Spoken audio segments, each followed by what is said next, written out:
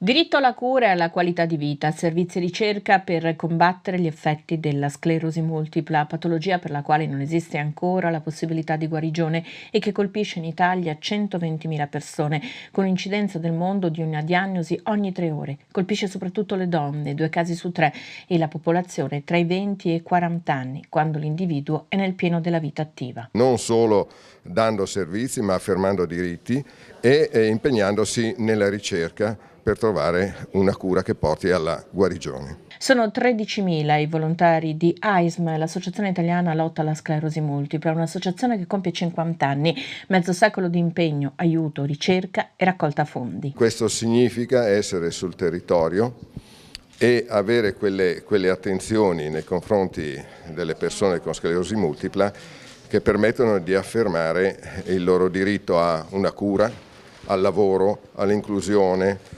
alla ricerca rigorosa, tutti i diritti che abbiamo sancito in una Carta dei diritti che abbiamo fatto sottoscrivere a oltre 60.000 persone nel 2014.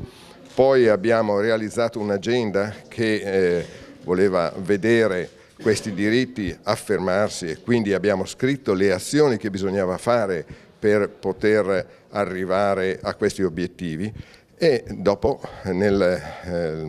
da qualche anno abbiamo realizzato un barometro, il barometro della sclerosi multipla, che permette di misurare concretamente, quindi vedere i risultati ottenuti dalle nostre azioni. Quasi 53.000 gli euro raccolti durante l'iniziativa in collaborazione con una nota catena della grande distribuzione. Sostieni la ricerca, regala la speranza, soldi provenienti dalla generosità della gente. È un contributo importante perché supera i 50.000 euro, quindi insomma, è un contributo che penso che possa essere anche un aiuto concreto anche per le vostre attività, per lo sviluppo della vostra associazione e per provare anche a migliorare la vita e il futuro poi delle persone che hanno questo grave problema. Sono 8.550 i malati in Emilia-Romagna, 9.400 quelli in Veneto, 2.000 in Trentino, 2.500 in Friuli Venezia Giulia.